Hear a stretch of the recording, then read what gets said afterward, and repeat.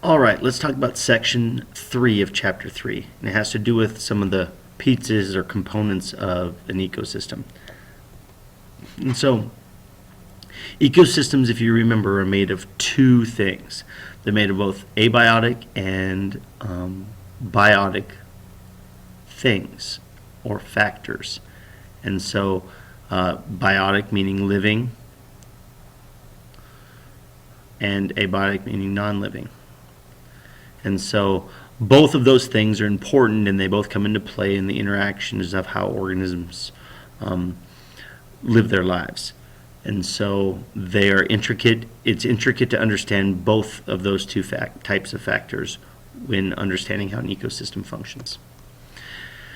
Within that concept, there is the idea of range of tolerance. Now, this term is an important one for you to know and understand. When it comes to both biotic and abiotic factors, but mainly when we're talking about abiotic factors, chemical and physical environmental things, organisms have a tendency to have a range in which it's okay for them to exist in. But once you step outside of that range, then organisms struggle to live or succeed in those worlds. So the graph here is an illustration of fish. Fish usually have a specific range for temperature that they like. So, and that varies from species of fish to species of fish. Trout, for instance, like it very cold. Carp and catfish like it warmer. And so it depends on the species of fish, but typically there's a range called the optimal range right here that fish like to exist in. And so most fish can live and exist within that range. Some, based on just physiological differences within the organisms, some can handle a little bit colder and some can handle a little bit warmer, but the vast majority of them can't exist in that world. The lower limit of tolerance then is the place where if you get outside that number right there, no organisms are going to be able to live. The population is going to die off right there. Or if you get too hot, for instance, then you get the higher limit and no organisms can live out there. And so this space within here is the range of tolerance where they can exist. This is true for temperature, but it's how many chemicals can be put in front of them and a bunch of other things, not just that. All right, working our way on. The next term for you is right here. It is a limiting factor principle. Okay? And this is very similar to the idea that you learned in chemistry of a limiting reagent. And so when it comes to life on the planet, when it comes to organisms, they need certain things. A certain temperature, a certain amount of water, a certain amount of space in which to exist, certain nutrients or minerals. And so typically, they have a lot of all of those, and then there's one that they have less than the rest in. And that's the limiting factor. It's the thing that will result in their population growth being limited or preventing them from growing anymore. And so in chemistry, you learned about limiting reagents. Like if I wanted to make a pizza, I would need dough and cheese and sauce and pepperonis, for instance. And so I can make pizzas, and I can keep making pizzas, putting together those ingredients until at some point in time I run out of something. Say I run out of cheese. Once I've ran out of cheese, I can't make any more pepperoni pizzas. And so as a result, if I ran out of cheese, cheese would be the limiting reagent. And so for species, it could be food being a limiting factor, it could be temperature, it could be amount of space. But nonetheless, that's what this limiting factor principle is that eventually you'll have, and a lot of times it can be too little, but in other times it could be too much. So the limiting factor could be it's too hot, and so polar bears can't live, for instance. Next idea or term is distribution. Now, we use the term quite regularly. We don't use the term distribution always, we use range. What's the range that the creature exists in? And so, like for instance, if we talk about elk, a lot of times we'll talk about an elk's range. What's the elk's range? Well, it's where it lives, what its distribution is. And so, example down here is the American bullfrog, and you see that on this map of the United States, anywhere it's shaded is where the American bullfrog lives. Not really here in Buffalo, but it is very common across the United States. That's its range or its distribution. Sugar maple tree, beautiful little creature. Basically, its range is just in the northeastern part of the United States. So different ranges for different species. Next term for you, producers and consumers. I'm going to start going pretty quickly here because these are pretty common ideas. So producers make their own food. That's what auto means, self.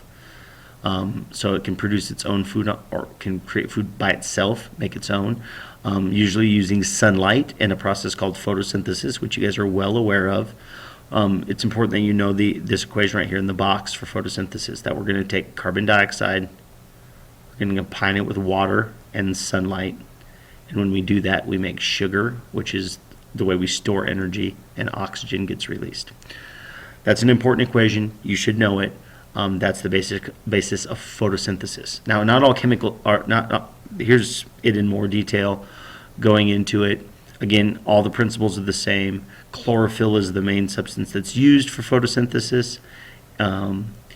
Chloroplasts, or the organisms. Chlorophyll is the actual chemical substance that does the absorbing of the solar energy, making ATP and all the stuff you learn in biology out of it through a series of chemical reactions.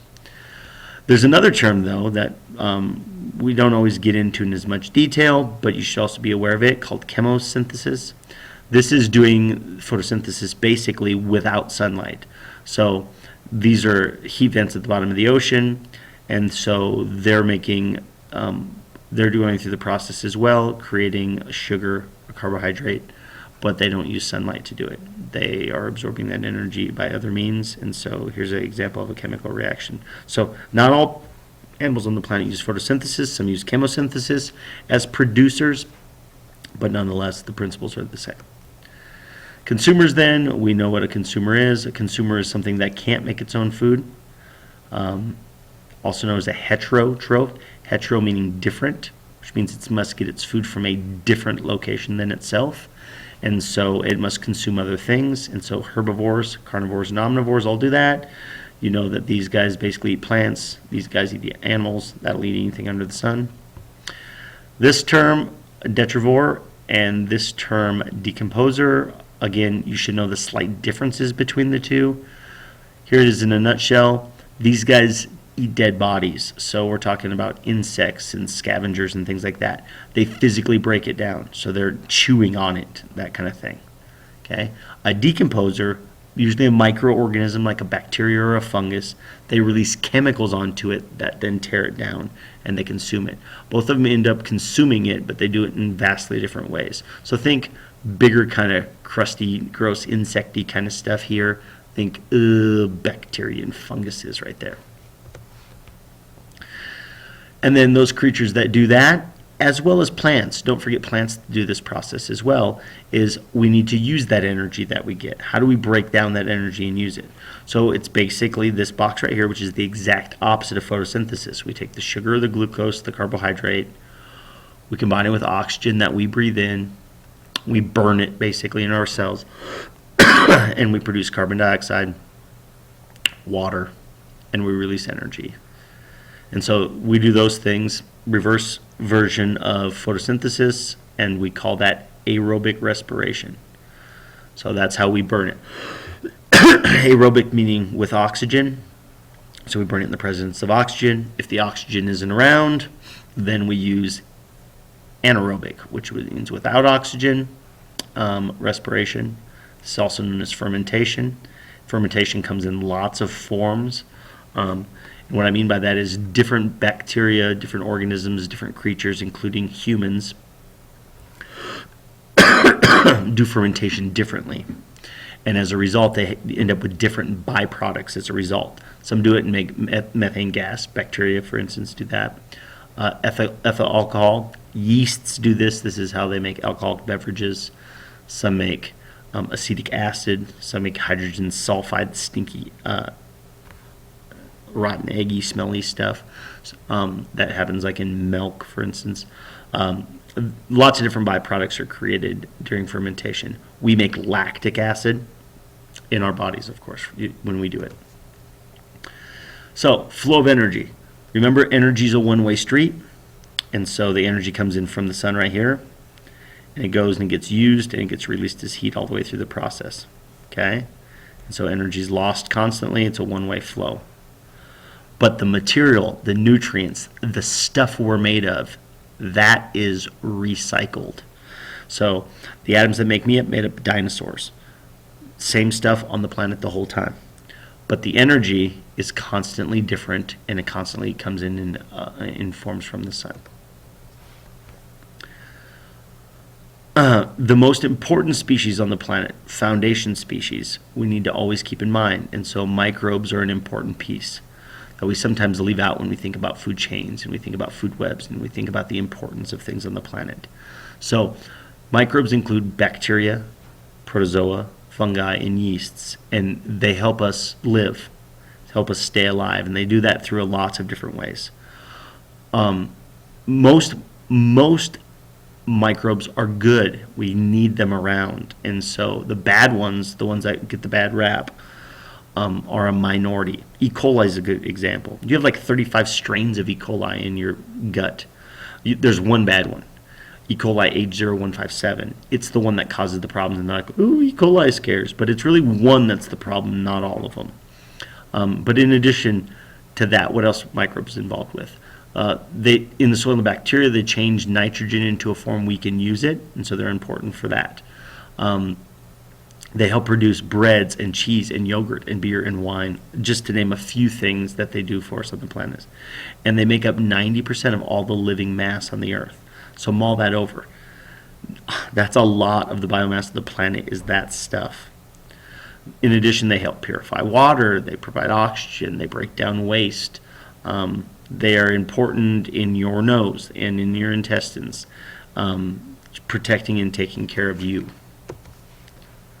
That's it for section 3. Thanks. Bye.